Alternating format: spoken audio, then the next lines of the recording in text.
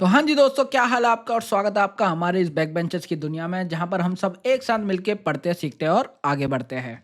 तो देखो, अभी तक हमने कुछ कॉन्सेप्ट के हिसाब से जो क्वेश्चंस थे वो कॉन्सेप्ट बिल्डिंग क्वेश्चन आप उसे कह सकते हो, वो हमने देख लिए थे अभी अपने पिछले लेक्चर्स में। तो और आज हम अभी जो करने वाले हैं वो टीएस गिरेवाल के प्योरली जो क्वेश्चंस हैं वो हम करने वाले हैं। तो चलो देखते हैं कुछ। ये आपके सबसे पहले हॉट क्वेश्चन है, हाई ऑर्डर थिंकिंग क्वेश्चन। तो देखते हैं इसमें ऐसा कुछ आपको थोड़ा सा याद होगा जो मैंने आपको अकाउंटिंग इक्वेशंस के बारे में बताया था और ये सब के बारे में बताया था। और आप उसको अगर आप बीच में से देख रहे हो वीडियोस को तो थोड़ा सा पहले उसको रिवाइज कर लेना, फिर आप वीडियोस को देखना। ठीक है, तो अब ये हॉट क्वेश्चन हम चालू करने वाले हैं। Do you think that the transaction can break the accounting equation? क्या कह रहा है, do you think that transaction can break the accounting equation? कि कोई ऐसी ट्रांजैक्शन हो सकती है जो कि अकाउंटिंग इक्वेशन को ब्रेक कर दे? बिल्कुल नहीं। No, a transaction can only change the accounting equation but can not break it. मतलब वही वही मैंने क्या कहा था, डेबिट और क्रेडिट ऑलवेज इक्वल होगा। अगर ये इक्वल नहीं है तो आप कहीं पर गलती कर रहे हो, ये समझ जाना। मतलब लेफ्ट साइड और राइट साइड, क्रेडिट साइड और डेबिट साइड, ये आपकी ऑलवेज इक्वल होनी चाहिए बैलेंस शीट के, तभी आपका अकाउंट मैच होगा और आपकी बैलेंस शीट मैच होगी। अगर जहाँ पर आपके ये दोनों साइड्स इक्वल नहीं है तो आप समझ जाना कि आप कहीं पर गलती कर रहे हो। तो इसने मना कर दिया साफ साफ, नो। नेक्स्ट क्वेश्चन देखते हैं। Goods costing 10,000 have been sold for 25% profit, how will the transaction be shown in the accounting equation? देखो वही कह रहा है कि अगर वही जो मैं आपको कैपिटल का बताया था कि जो भी प्रॉफिट और एक्सपेंसेस की जो ट्रांजैक्शन होगी वो हम कैपिटल अकाउंट से रूट करेंगे। अब ये यही कह रहा है कि हमने 10,000 के गुड्स को 25% प्रॉफिट पे बेच दिया, तो मतलब 12,500 पे हमने बेच दिया, तो मतलब 2,500 का हमने प्रॉफिट कमा लिया इस ट्रांजैक्शन पे। ठीक है, तो ये प्रॉफिट हम कैपिटल में ले जाएंगे और बाकी जो कॉस्ट होगी वो हम स्टॉक में से कम कर देंगे। देखो ये सारी चीज़ें मैं आपको पहले के लेक्चर्स में बहुत डिटेल में बता चुका हूँ, तो इसलिए कह रहा हूँ आपको बीच में से मत देखना, आप पहले से देख के आना, तब आपको ये चीज़ें समझ आएगी। देखो, इंक्रीज कैश में हमारा 12,500 आ जाएगा, स्टॉक में 10,000 कम हो जाएगा और कैपिटल में 2,500 आ जाएगा कि हमने जो प्रॉफिट कमाया वो हम अपने ओनर को दे देंगे। ठीक है, क्वेश्चन 3 देखते हैं। The capital of a business is 2 lakhs and outside liabilities 1,50,000, calculate the total assets of the business. देखो ये वही कह रहा है कैपिटल है हमारी 2 लाख और लाइबिलिटीज हमारी 3 लाख। तो क्या होता है, इक्वेशन क्या होती है? इक्वेशन होती है assets is equal to capital plus liability. Liability, तो ये क्या बना?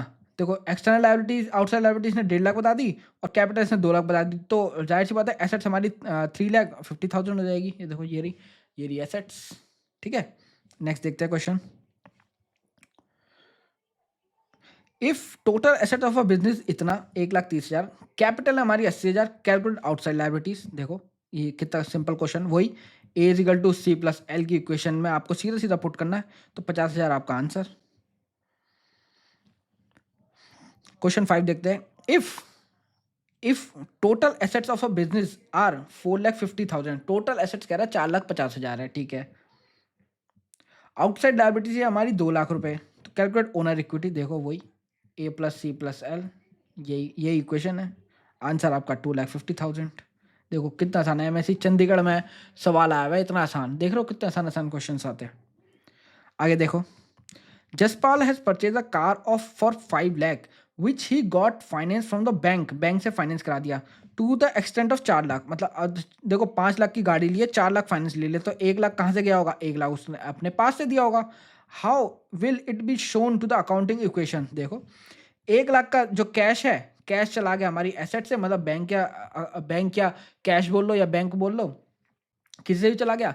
एसेट आ गई हमारी 5 लाख रुपए की, क्योंकि 5 लाख की गाड़ी थी, और बैंक लोन मतलब लाइबिलिटीज आ गई हमारी 4 लाख रुपए की। सिंपल, 3 ट्रांजैक्शन हुई है, मतलब 3 इफेक्ट आएंगे इसमें। ठीक है, आगे देखो question 7। Amit has incurred an expense of 5,000 towards repair इसने कुछ रिपेयर कराया होगा। However the amount is yet to be paid, amount अभी दिया नहीं है, मतलब लाइबिलिटी है, देना जरूर है हमें, और हमने एक्सपेंस करा लिया, खर्चा खर्चा देखो हो गया है, क्योंकि हमने रिपेयर करा दिया, देना तो है, खर्चा तो हो गया है।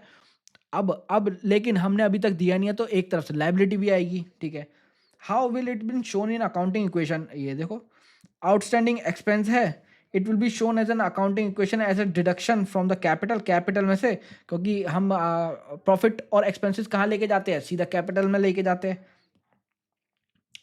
एंड आउटस्टैंडिंग एक्सपेंस एक लायबिलिटी साइड में खड़ी हो जाएगी कि हमने अभी तक दिया नहीं है।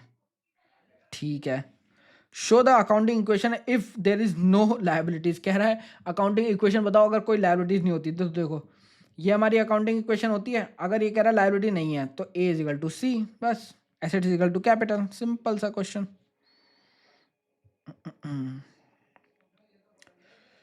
ठीक है,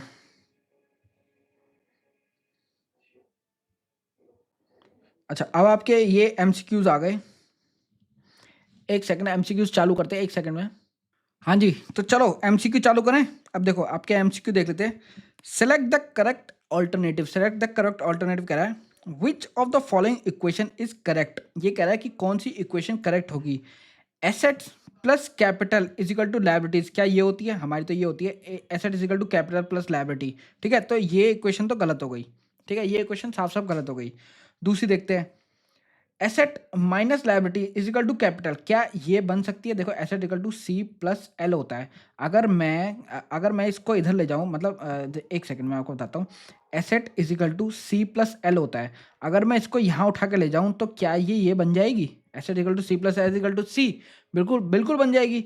तो हमारी ये इक्वेशन तो एकदम सही आ रही है। ठीक है, ये तो हमारा एकदम ठीक आ रहा है। अब आगे देखते हैं। Assets plus liabilities equal to capital, बिल्कुल गलत, ये तो होता ही नहीं है, नन ऑफ द, बिल्कुल गलत। तो आंसर है बी। ठीक है, अब नेक्स्ट देखते हैं। विच of the following is correct, कौन सा कह रहा है कि करेक्ट होगा। अब देखते हैं, इक्वेशन क्या बताई थी मैंने? Asset is equal to capital plus liabilities, ये बताई थी। तो अगर मैं इसको ऐसे कर दूं, अगर मैं इसके, देखो इसके मैं यहाँ पर ऐसे डाल दूं, is equal to is equal to is equal to is equal to plus plus plus plus, तो जो भी आंसर ये आएगा, मतलब ये चीज एसेट हमारी इन दोनों के बराबर होगी, तो हमारा वो आंसर ठीक होगा, जाहिर सी बात है। तो देख लेते हैं कौन सी इसकी बराबर होगी। ये 85 6 7, हाँ तो ये बराबर है, ये एकदम बराबर है। ये देखो, अगर आप इन दोनों को प्लस करोगे, इन दोनों को प्लस करोगे, तो आपका आंसर आएगा 7,85,000। इसमें नहीं आएगा, इसमें नहीं आएगा, और इसमें भी नहीं आएगा। तो ठीक है, answer A is the correct one. ठीक है, देख रहे हो कितने सिंपल सिंपल क्वेश्चन है। अब आगे देखते हैं नेक्स्ट।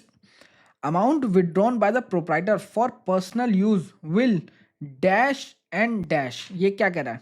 ये क्या कह रहा है कि जो हमारा प्रोप्राइटर है, मतलब जो मालिक है, अगर वो विड्रॉ करता है अमाउंट, अमाउंट निकालता है बिजनेस से, मतलब ड्राइंग्स कर रहा है पर्सनल यूज के लिए, तो वो क्या करेगा? विल, वो कैश को क्या करेगा और कैपिटल को क्या करेगा? जाहिर सी बात है, जो मैंने आपको बताया हुआ है सिंपल, कि कैश तो हमारे पास से जाएगा ही जाएगा, तो कैश जाएगा तो कैश तो गिरेगा ही गिरेगा, क्योंकि एक्चुअल में हम उसको पैसे दे रहे हैं ना, मालिक को तो पैसे दे रहे हैं। और दूसरा, हम अकाउंट किस में मेंटेन करते हैं मालिक का? कैपिटल में, तो हम कैपिटल को भी गिरा देंगे। तो आंसर होगा करेक्ट डिक्रीज। ठीक है, नेक्स्ट देखते हैं। Which accounting equation is incorrect out of the following, कह रहा है कौन सी अकाउंटिंग इक्वेशन गलत है। आओ देखते हैं। देखो हमारी अकाउंटिंग इक्वेशन होती है A is equal to C plus L. ये कह रहा है liabilities is equal to asset minus capital, क्या बन सकती है? बिल्कुल बन सकती है, तो ये तो ठीक है, ये तो ठीक है भाई। ठीक है, अब ये देखते हैं, capital is equal to assets minus liabilities, तो क्या ये बन सकती है? देखें, capital is equal to assets, अगर मैं माइनस लायबिलिटीज, ये इसको यहाँ ले गया, ठीक है, माइनस लायबिलिटीज, क्या ये बन सकती है? बिल्कुल बन सकती है, कोई दिक्कत वाली बात नहीं है। डी को देख लेते हैं। Asset is equal to liabilities plus capital, ये तो होती है, ये तो नॉर्मल ही है। ये देखो, ये फंस गया, लायबिलिटी माइनस कैपिटल, ये माइनस लगा दिया इसने, देखो यहाँ फंस गए। तो हमारा आंसर होगा ये क्योंकि देखो यहाँ ना नॉट कह रहा है, इनकरेक्ट कह रहा है, यहाँ ये इनकरेक्ट पूछ रहा, करेक्ट नहीं पूछ रहा। अगर ये करेक्ट पूछ रहा होता तो ये सारी करेक्ट थी, तो ये पूछ रहा है इनकरेक्ट, तो हमारा ये आंसर होगा। ठीक है, अब नेक्स्ट देखते हैं। The liabilities of the firm are 3,000 and the capital of the proprietor 7,000, the total asset. देखो सिंपल सा, कितने सिंपल आसान आसान आसान क्वेश्चन है यार। कैपिटल प्लस लायबिलिटी, लायबिलिटी कह रहा है 3,000 है, और ये कह रहा है 7,000 है, तो टोटल 10,000, ये रहा आपका answer, simple. X commences business on 1 April 2013 with a capital of 6 lakh. ठीक है, 6 लाख से हमारे एक्स ने एक बिजनेस चालू करा। On 31 March 2014 his asset worth ₹8 lakh and liabilities हो गई 50,000। Find out is closing capital. कह रहा है कि क्लोजिंग कैपिटल निकालो। अभी निकाल देते हैं 1 सेकंड में। देखो, इसने कहा कमेंस जो इसने कैपिटल का ओपनिंग था, तो ओपनिंग कैपिटल इसने कहा मेरे पास थी 6 लाख रुपए। कोई दिक्कत वाली बात नहीं है, 6 लाख मेरे पास ओपनिंग कैपिटल थी and is asset worth rupees. अब इसने क्लोजिंग बता दी, मार्च 31 एसेट्स। ठीक है, इसने एसेट्स बता दी। देखो, इक्वेशन होती है हमारी assets equal to capital plus liability. ठीक है, तो एसेट इसने बता दी, क्लोजिंग एसेट है मेरे पास 8 लाख रुपए। ठीक है, is equal to C plus, और इसने बता दी लायबिलिटीज है मेरे पास 0.5। तो मैं सी निकाल सकता हूँ, तो 7.5 इजिकल टू सी आ जाएगा। मतलब 7.5 लाख हमारी क्लोजिंग कैपिटल आ जाएगी। 7.5 लाख रुपए क्लोजिंग कैपिटल आ गई। देखो, ये मैं इसको यहाँ ले गया, मतलब लाइबिलिटीज को मैं 0.5 को यहाँ ले गया, तो ये माइनस में हो जाएगा। ये माइनस में हो गया। कैपिटल क्लोजिंग कैपिटल निकालने के लिए ये माइनस में हो जाएगा, इधर ले जाऊंगा तो 7.5 लाख मेरी क्लोजिंग कैपिटल आ गई। तो ये मैंने इसको कर दिया, क्यों? तो ओपनिंग मेरी ये थी, क्लोजिंग मेरी ये थी, तो 1,50,000 मेरी वो होगी 7.5। अच्छा, ये सिर्फ क्लोजिंग कैपिटल पूछ रहा है, ये प्रॉफिट नहीं पूछ रहा। तो ए हमारा 7.5 लाख रुपए क्लोजिंग कैपिटल हो जाएगा। अब मैंने सोचा इसने प्रॉफिट पूछा, तो मैं प्रॉफिट निकालने लगा था, तो इसने बस क्लोजिंग कैपिटल पूछा। तो आपको तो ये तो सिंपल ही हो गया। ये तो सीधा आपको इसका तो फिर कुछ काम ही नहीं था। इसका तो मैंने बेकार में इसको यूज़ किया, इसका कुछ काम ही नहीं था। सिर्फ क्लोजिंग कैपिटल ये आपका इससे निकाल सकते थे, इसको इसमें से माइनस करते आपकी 7.5 लाख रुपए क्लोजिंग कैपिटल आ जाती। ठीक है, आगे देखते हैं। An increase in one asset is accompanied by, ये देखो कह रहा है एक एसेट बढ़ेगी। जो मैंने आपको कई केसेस लिखवाए थे ना कि ये केसेस हो सकते हैं, तभी आपकी बैलेंस शीट मैच करेगी।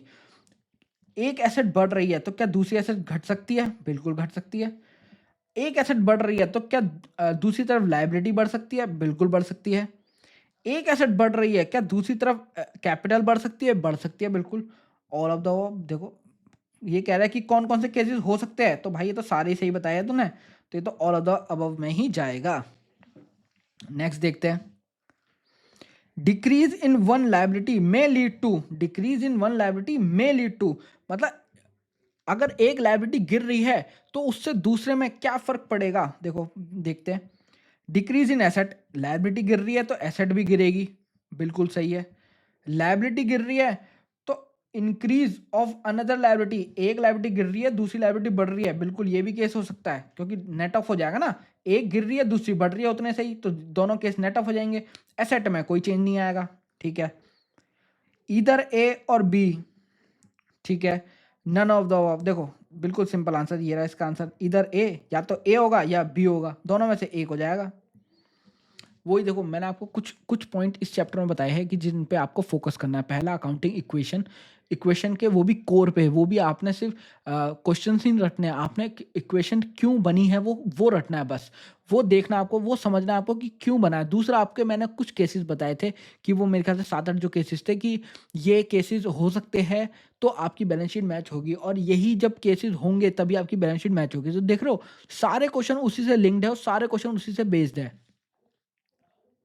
अब देखते हैं, अगला देखते हैं। Purchase of machine by cash means, मतलब हमने एक कैश में मशीन खरीदी, तो कह रहा है इसका मतलब क्या है? क्या डिक्रीज इन एसेट होगा कभी भी? परचेज खरीद मतलब आपने कैश में एक मशीन खरीदी, डिक्रीज इन एसेट हो सकता है? बिल्कुल हो सकता है। क्यों हो सकता है? क्योंकि आपने कैश तो पे कर दिया, आपने कैश पे कर दिया, तो कैश तो गिरेगा ना, मशीन आएगी। ठीक है, तो ये तो हो सकता है, ये हो सकता है। एंड डिक्रीज इन लायबिलिटी, भाई नहीं, बिल्कुल नहीं, डिक्रीज इन लायबिलिटी तो होगा ही नहीं, लायबिलिटी तो हमने बनाई नहीं कभी। दूसरा देखते हैं, इंक्रीज इन एसेट बिल्कुल हो सकता है। क्यों? मशीन आएगी, मशीन तो आएगी ना। एंड डिक्रीज इन एसेट, बिल्कुल ये मैच हो गया। देखो क्यों हो गया? डिक्रीज, कैश जाएगा और मशीन आएगी। ठीक है, इसको आप टिक लगा लो, बिल्कुल सही है। इंक्रीज इन एसेट बिल्कुल हो सकता है, मशीन आएगी। डिक्रीज इन लायबिलिटी नहीं हो सकता, लायबिलिटी में तो कोई चेंज आएगा ही नहीं, लायबिलिटी तो हमने कुछ सेटल करी ही नहीं है। डिक्रीज इन एसेट बिल्कुल कैश जा सकता है, इंक्रीज इन कैपिटल बिल्कुल नहीं, ये नहीं हो सकता। तो ये सारे गलत है, आपका ये ठीक है। नेक्स्ट आपका देख लेते हैं। पेमेंट टू क्रेडिटर मीन्स हमने क्रेडिटर्स को पेमेंट करी है, मतलब जिससे हमने उधार लिया था, बिजनेस में उधार लिया था, उसको हमने पेमेंट करी है। तो सोचो क्या होगा, दिमाग लगाओ थोड़ा सा, सोचो 1 सेकंड के लिए सोचो, मैं आपको टाइम देता हूँ सोचने का। ठीक है, सोच लिया। अब देखो, हमने पेमेंट करी है क्रेडिटर को, तो हमारा हमारा कैश तो जाएगा, क्योंकि क्रेडिटर मांगने वाला मेरे पास आएगा, मैं उसको कैश निकाल के दे दूंगा, तो कैश तो एक्चुअल में चला गया। तो एक चीज मुझे ये समझ आ गई कि कैश तो गिरेगा। दूसरी साइड क्या होगा, मान लो जब मैंने उससे माल लिया होगा, तो मैंने उसको वादा किया था कि भाई मैं तेरे को ये पैसे दे दूंगा, और जब मैं वादा करता हूँ, आपको याद है, मैं उसी वक्त अपनी लाइबिलिटी बना लेता हूँ कि भाई मेरी लाइबिलिटी बन गई है। तो आज मैं वो अपनी लाइबिलिटी को चुका रहा हूँ, तो लाइबिलिटी चुका रहा हूँ, तो लाइबिलिटी भी तो मैं कम करूंगा ना। तो एक तरफ मुझे ये समझ आएगा, कैश तो जाएगा, तो मतलब एसेट गिरेगी, और लाइबिलिटी दूसरी साइड लाइबिलिटी भी गिरेगी, क्योंकि मैंने अपनी लाइबिलिटीज को चुका दिया, मैंने उसको पेमेंट कर दी। ठीक है। इंक्रीज इन एसेट नहीं हो सकता, बिल्कुल नहीं हो सकता। डिक्रीज इन एसेट बिल्कुल हो सकता है, कैश जाएगा। डिक्रीज इन लाइबिलिटी, अरे वाह, मिल गया केस, ये रहा केस। अगला देख लेते हैं। वैसे तो इससे आगे बढ़ने की जरूरत नहीं है, अगला अगला देख लेते हैं। डिक्रीज इन एसेट बिल्कुल कैश जाएगा। इंक्रीज इन लाइबिलिटी नहीं भाई, लाइबिलिटी तो चुकाई है ना हमने। इंक्रीज इन एसेट, भाई हम पैसा चुकाएंगे तो हम पे पैसा आ थोड़ा जाएगा। तो ये बेवकूफ़ वाला केस था। ठीक है, तो आपका ये भी हो गया है। अब देखते हैं आगे। अब आपके कुछ ही ऑब्जेक्टिव टाइप क्वेश्चन है, ट्रू और फॉल्स में, ये आपके देखते हैं। Decrease in one liability may lead to decrease in another liability. कह रहा है कि एक लाइबिलिटी गिरेगी, decrease in one liability may lead to, उससे डिक्रीज इन अनदर लाइबिलिटी। क्या एक लाइबिलिटी गिर के दूसरी लाइबिलिटी भी गिर सकती है? बिल्कुल गलत, बहुत बहुत गलत को मतलब। डिक्रीज इन वन लाइबिलिटी, एक लाइबिलिटी गिरेगी, मान लो आपने क्रेडिटर को पैसे दे दिए, तो क्या may lead to decrease in another liability, मतलब उससे दूसरी लायबिलिटी भी गिर जाएगी। तो दूसरी तरफ तो भाई अगर आप क्रेडिटर को पेमेंट करोगे, तो आपका कैश गिरेगा या फिर बैंक गिरेगा। तो बैंक होती है हमारी एसेट, तो भाई एक लायबिलिटी गिरेगी तो दूसरी दूसरी लायबिलिटी कैसे गिर सकती है? या तो आप एक लायबिलिटी गिरा के दूसरी लायबिलिटी बढ़ाओ, या फिर आप एक लायबिलिटी गिरा के आप एसेट को गिराओ। कहीं ना कहीं तो मतलब दोनों तरफ नेट ऑफ इफेक्ट होना चाहिए। ऐसा नहीं है कि आप एक लायबिलिटी गिरा रहे हो और फिर उससे दूसरी लायबिलिटी गिरा रहे हो। ऐसा कोई केस पॉसिबल है ही नहीं। देखना, आप वो केसेस उठा के देखना, तो आपको वो केस मिलेगा ही नहीं कि एक लायबिलिटी गिर रही है और दूसरी लायबिलिटी गिर रही है। ऐसा हो ही नहीं सकता। वरना आप टैली कैसे करोगे? मान लो आपके 100 रुपए थे। मैं आपको ऐसा समझाता हूँ। मान लो 100 रुपए यहाँ थे। दीवार, वो मैंने आपको दीवार बताई थी ना, एक कि माइंड में दीवार सोचो। 100 रुपए दीवार की इधर की तरफ से, 100 रुपए आपके दीवार की इधर की तरफ से। ये आपकी क्रेडिट साइड हो गई, ये आपकी डेबिट साइड हो गई। उल्टा हाथ, उल्टा हाथ देने का, सीधा हाथ लेने का। ठीक है। मान लो ये क्वेश्चन क्या कह रहा है? ये कह रहा है क्रेडिट साइड मतलब लायबिलिटी साइड में, देने वाली साइड में डिक्रीज, मतलब लायबिलिटी गिर गई, 10 रुपए से लायबिलिटी गिर गई। और फिर कह रहा 10 रुपए से एक और लायबिलिटी गिर गई, दो लायबिलिटी गिरा दी इसने 10 रुपए से ही। तो भाई ये तो हो जाएगा 80 और ये हो जाएगा 100। तो ये तो मैच हुआ ही नहीं ना, ये तो मैच हुआ ही नहीं। या तो आप ऐसा करो कि भाई 10 रुपए आपने यहाँ से एक लायबिलिटी गिरा दी, तो यहाँ से भी 10 रुपए से एक एसेट गिराओ। या तो आप ये कर सकते हो, इससे आपका मैच हो जाएगा, 90-90 दोनों साइड आ जाएगा, 90-90 दोनों साइड आ जाएगा। ठीक है। दूसरा आप पे ऑप्शन होता है कि अगर आप ये नहीं कर रहे, तो आपने 10 रुपए की से लायबिलिटी गिराई, तो या फिर 10 रुपए से कोई एक और लायबिलिटी बढ़ाओ, तब जाके आपका ये दोनों मैच हो जाएगा, 100-100। ठीक है, समझ रहे हो? दोनों पॉइंट समझो। ठीक है, इसको मैं मिटा देता हूँ। अरे भाई ये क्या हो गया, ये कहाँ से आ गया? ये क्या है भाई, इसको बंद करो। ठीक है, तो आपको इतना आई होप समझ आ गया होगा मैं क्या पॉइंट कह रहा हूँ। तो ये होगा हमारा फॉल्स, इसको हम लिख लेते हैं फॉल्स। आगे देखते हैं, नेक्स्ट देखते हैं। Difference between total assets and external liabilities is net worth. देखो नेट वर्थ क्या होती है? नेट वर्थ होती है हमारे बिजनेस की एक्चुअल वैल्यू, कि हमारी वैल्यू क्या है बिजनेस की। तो नेट वर्थ क्या मतलब ओनर, एक तो कह सकते हैं कि ओनर की क्या वेल्थ है, ओनर की क्या वेल्थ है।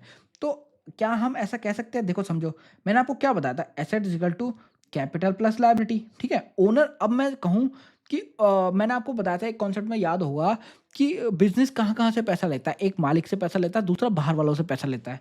तो ये हो गया हमारा मालिक का पैसा, ये हो गया हमारा बाहर वालों का पैसा।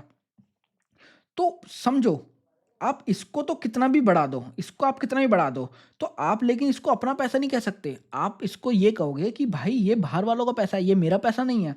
लेकिन आपकी ये जो है ना, ये कैपिटल, ये आपकी अपनी है, ये आपके मालिकों ने आप पे लगाई है, तो मालिकों का पैसा तो आप अपना कह सकते हो ना। तो ये आपकी नेटवर्थ होगी। तो अगर मैं कहूँ capital is equal to A minus L, तो क्या ये नेटवर्थ का फॉर्मूला बन गया? बिल्कुल बन गया, आपका ये नेटवर्थ का फॉर्मूला बन चुका है, ठीक है। तो ये एकदम सही पॉइंट है, इसको मैं हटा देता हूं। तो ये जो आपका है कि difference between total assets minus external liability, मतलब बाहर वालों की लायबिलिटी, नेटवर्थ है, तो क्या ये ट्रू है? ये बिल्कुल ट्रू है। नेक्स्ट क्वेश्चन देख लेते हैं। Purchase of goods on credit means increase in asset and increase in liability. मतलब कह रहा है हमने उधार पे माल खरीदा, तो सोचो क्या हुआ होगा। उधार पे माल खरीदा तो एक तरफ से हमारे पास माल आया होगा, ठीक है। माल आया होगा मतलब स्टॉक आया होगा, तो मतलब स्टॉक बढ़ गया होगा, एक एसेट बढ़ गई होगी, ठीक है। दूसरी तरफ क्या हो गया होगा? कैश गया नहीं, उधार पे माल है, तो उधार पे गया माल गया होगा, तो मैंने उसको वहां पर वादा किया होगा कि भाई मैं तेरे पैसे दे दूंगा, और मैंने ये जहां वादा कर दिया, मेरी लायबिलिटी उसी दिन उसी वक्त जनरेट हो गई, तो मतलब मैंने अपनी लायबिलिटी बढ़ा ली। तो एक एसेट बढ़ी, दूसरी तरफ लायबिलिटी बढ़ी। तो ये क्या कह रहा है? Increase in asset, increase in liability, बिल्कुल सही, ट्रू, एकदम ट्रू, कोई गलत है ही नहीं। आगे देखते हैं। Purchase of computer for office use will decrease the amount of capital. ये तो देखो कितनी गलत बात कर रहा है। ये कह रहा है ऑफिस यूज के लिए, पर्सनल यूज के लिए नहीं, ऑफिस यूज के लिए। भाई मेरा ही है, मतलब ऑफिस के काम से ही ले रहा हूं, तो क्या मैं कैपिटल से चार्ज कर दूंगा कि भैया तू अपने घर ले जा रहा है? कैपिटल को मैं किससे करता था? अगर वो पर्सनली अपने घर में लगाता कंप्यूटर, ये तो बिजनेस का ही कंप्यूटर है ना, तो बिजनेस का कंप्यूटर है तो बिजनेस के खर्चे में आएगा। तो ये बिल्कुल फॉल्स है, ये गलत स्टेटमेंट है, इसको फॉल्स करो, ठीक है। नेक्स्ट देखते हैं। Sale of machinery at loss will decrease the amount of total asset. अभी क्या कह रहा है? हमने एक मशीनरी बेची, लॉस में बेच दी, वो डिक्रीज कर देगा टोटल एसेट को। बिल्कुल हाँ, बिल्कुल हाँ। क्यों? अगर मान लो हम एक मशीनरी बेचते हैं, अब मैं आपको इसको एग्जांपल समझाता हूँ। मान लो मेरी एसेट्स की जो वैल्यू थी, एसेट्स की वैल्यू थी 100 रुपये की वैल्यू थी, ठीक है। इसमें मान लो दो तरह की एसेट्स थी, एक 90 की जिसकी वैल्यू थी, और एक थी जिसकी 10 की वैल्यू थी, ठीक है। अब ये क्वेश्चन क्या कह रहा है? Sale of machinery at loss will decrease the amount of total asset, बिल्कुल हाँ। अब मैंने ये मशीन को बेच दिया, ये मैंने मशीन को मान लो बेच दिया, ये मैंने मशीन की 10 रुपये की वैल्यू आ रही थी मेरी बुक्स में, मैंने 5 रुपये में बेच दिया, ठीक है। 5 रुपये मैंने बेच दिया, ठीक है। अब ये समझना, अब ये समझो, 10 रुपये से मेरी एसेट गिर जाएगी।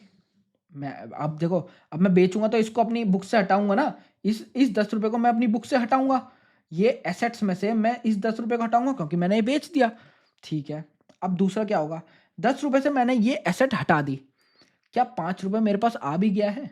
ठीक है, 5 रुपये मेरे पास आ जाएगा। तो ये चलो मैं इसको माइनस में लिखता हूँ, मैंने माइनस में मैं लिखता हूँ एसेट्स में। मैंने ये इतने से एसेट गिरा दी, मैंने 10 रुपये से एसेट गिरा दी क्योंकि मैंने बेच दी मशीन। एसेट में अगर मैं पर्टिकुलर लिखूं तो मशीन लिख देता हूँ, ठीक है। ये मैंने मशीन से गिरा दिया, क्या 5 रुपये का मेरे पास पैसा आएगा? बिल्कुल आएगा। तो 5 रुपये मेरे पास तो आ गए, एसेट्स में आ गए, किसके नाम से? कैश के नाम से कह लो या बैंक के नाम से कह लो। तो 10 रुपये गए, 5 रुपये आ गए, डिफरेंस का क्या हुआ भाई? लॉस। ये आपका लॉस है 5 रुपये का। ये कहाँ जाएगा? ये जाएगा कैपिटल में, ये जाएगा कैपिटल में। क्यों क्यों? क्योंकि खर्चे और फायदे सब जाते हैं कैपिटल में। तो देखो अब इसका जवाब देते हैं। सेल ऑफ मशीनरी, ये कह रहा मशीनरी को हमने लॉस में बेचा, क्या वो डिक्रीज करेगा टोटल एसेट्स को? और भाई टोटल एसेट्स क्या होती है? टोटल एसेट्स ये दोनों मिला के ही तो होगी, ये मशीनरी और मशीनरी और कैश मिला के ही तो होगी। जो मैंने कहा था, हम एसेट्स को ए लिखते हैं ना, C+L, तो इस साइड तो सारी चीजें आ जाती है ना, सारा टोटल आ जाता है।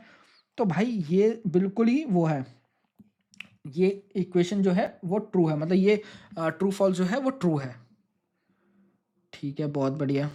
आई होप आपको ये पॉइंट समझ आया होगा। ठीक है, अब नेक्स्ट देखते हैं। अब आपके ये आ गए हैं फिल इन द ब्लैंक्स। अब आपके फिल इन द ब्लैंक्स देखने जा रहे हैं हम।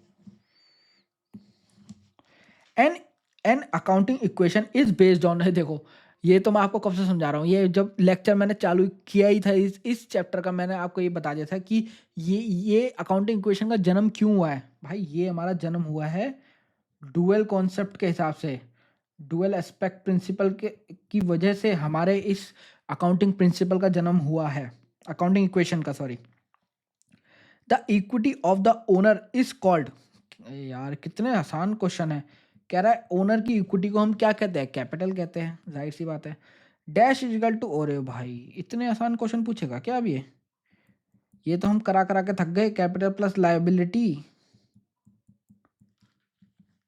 ठीक है, आगे देखो, goods purchase on credit will leads to dash in stock and credit. देखो उधार पे खरीदा है तो उधार पे कैश वो स्टॉक आएगा, और दूसरी तरफ हम वादा कर देंगे क्योंकि हमने उधार पे दिया है, कैश तो दिया नहीं है, तो लायबिलिटी बढ़ जाएगी, तो इंक्रीज। ठीक है, amount withdrawn by the proprietor for personal use, देखो पर्सनल यूज है, कुछ याद रखना पर्सनल यूज है, will decrease cash and increase liability. Oh sorry sorry sorry sorry, personal use के लिए ले गया है, डिक्रीज होगा कैश, क्योंकि कैश तो चला जाएगा, कैश हमने उसको एक्चुअल में दे दिया।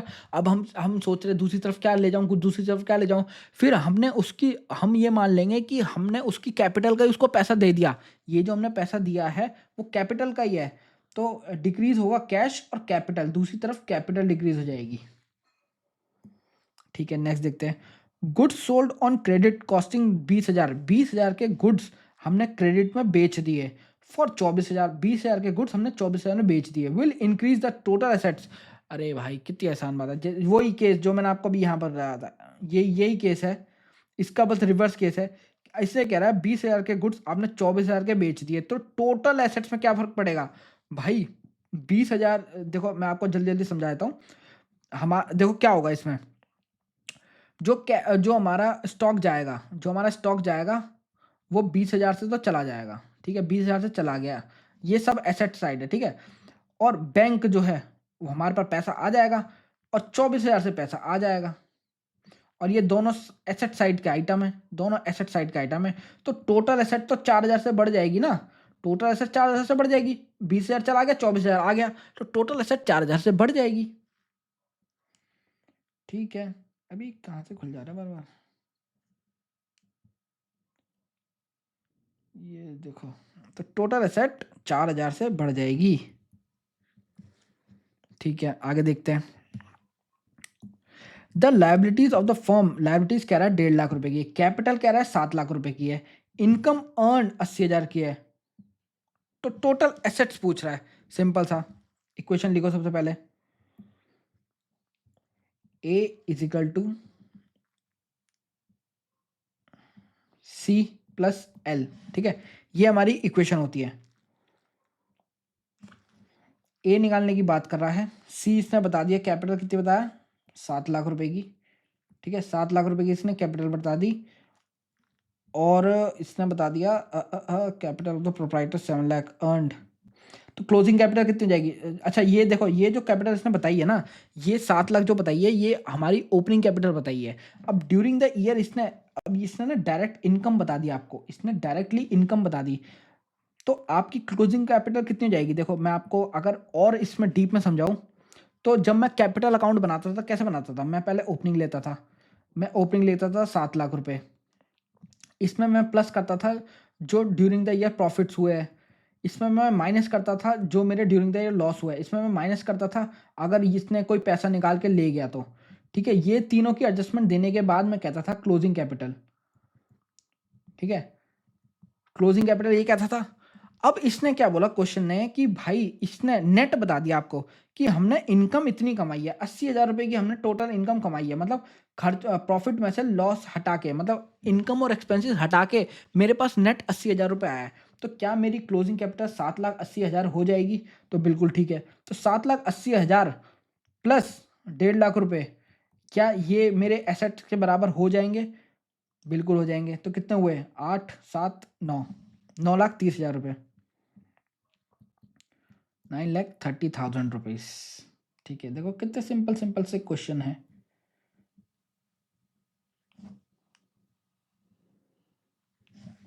ठीक है, आगे देखो। If the owner equity is 2,40,000, owner मतलब कैपिटल कह रहा है 2,40,000 है। अदर लाइबिलिटीज आपकी 1,20,000 है। ठीक है, कैश इन हैंड है हमारा 60,000। Total assets of the firm will be, ये कितना आसान क्वेश्चन है। ओनर इक्विटी इसने 2,40,000 बता दी, अदर लाइबिलिटी इसने 1,20,000 बता दी, तो इन दोनों का टोटल कर दो ना। कैश इन हैंड की देखने की जरूरत क्या है, क्योंकि ये टोटल एसेट्स पूछ रहा है, तो टोटल एसेट में तो कैश इन हैंड इंक्लूड होगा ना। तो इन दोनों का टोटल कर दो। 60 3 3 60, 3,60,000। तो ये रहा आपका आंसर, 3,60,000। नेक्स्ट क्वेश्चन देखते हैं।